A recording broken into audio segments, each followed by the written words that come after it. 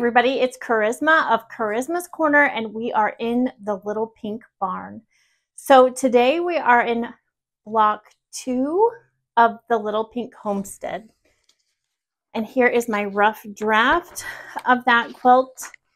You'll be able to see it finished before I start these videos, or before you start these videos. But I am literally making the quilt blocks as I am making the videos for you all. So it's like way late in the year, but today is 4th of July and I'm getting a batch of videos done. So I'm sure it's probably a lot colder when you're seeing this, but it's blazing hot outside right now and I'm wearing my festive clothes for the holiday. Okay, so this month we are making what we are calling square dance. They're little Dresden plates, and there's 8 of them, and we need a variety of colors.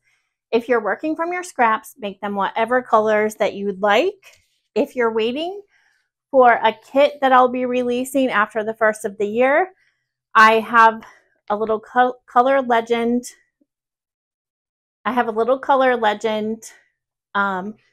To tell you which colors to use where if you're following the cutting instructions.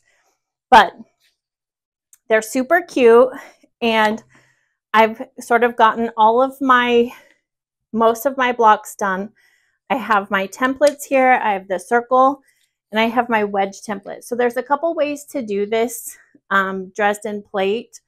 I am doing it the quick and speedy way, which is to cut out the actual wedge, and then we're sewing them on the machine.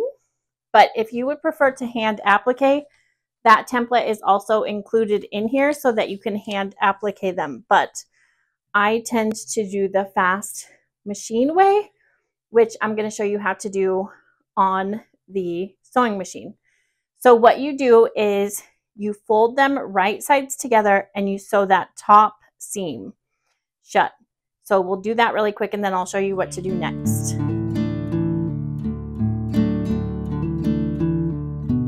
I have my little turning tool. So we sewed the top of those. So now what we're going to do is flip those inside out.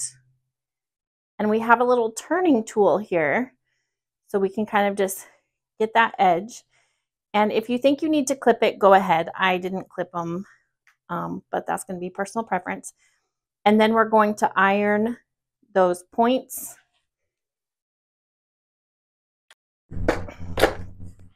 Okay, and then we're going to sew our wedges together like this. So just line up your points and then just take your regular 1/4 of an inch.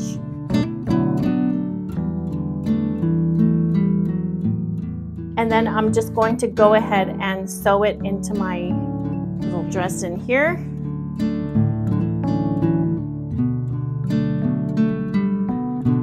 Okay, and just sewing those 2 seams, we have our little circle, our square dance block here. Okay, and then to put it on our block, we have our background cut here, and I went ahead and folded it in half and pressed it so that we could get that seam. So there's the 4 quadrants there so that we know where to line up. We have our circle here, and then you can just line up your Dresden so that it's centered. And then you can choose to hand stitch the edges or machine stitch, and I just machine stitched around the top.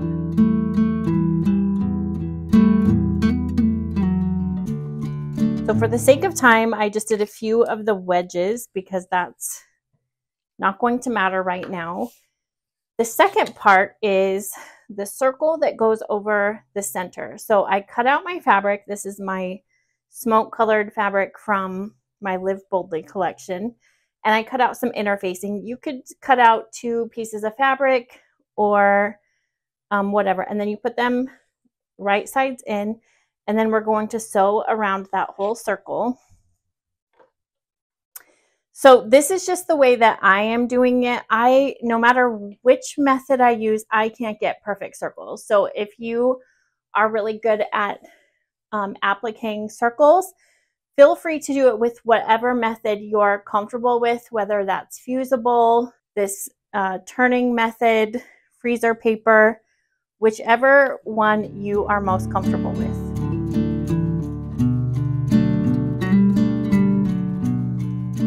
So now that I've done that, and now I'm just going to go ahead and sort of cut around that seam line. You don't want to cut into your stitches, but you want to just kind of ease up when we flip this inside out. Okay. And then what I do is just sort of kind of pull this apart, and then I take a little snip in the center of that interfacing, and then I'll get my scissors in there and snip a little bit more, and then turn it inside out. And again, this is helpful for our turning tool. Get our turning tool out and just kind of work that edge. You don't want to push too hard because you'll rip your interfacing. So you don't want to do that. So just kind of ease it in.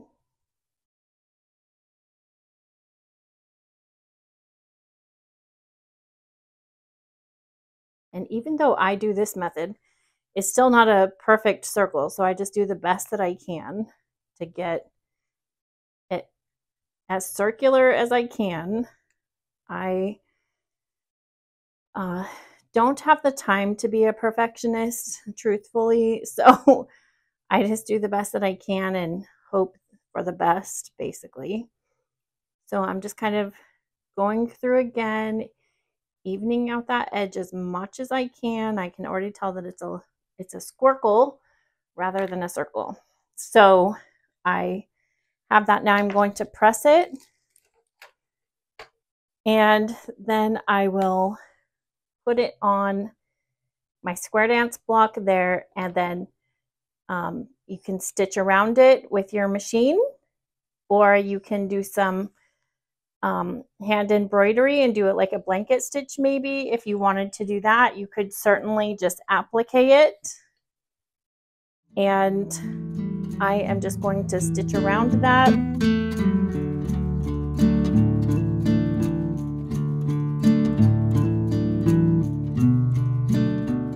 Okay, and there is our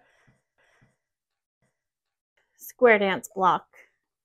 I just need to finish stitching around the edges of those, but I have several of them here in several colors. They're all very pretty. They're going to look fantastic in the quilt, and I'm just going to follow the old saying of a galloping horse, right?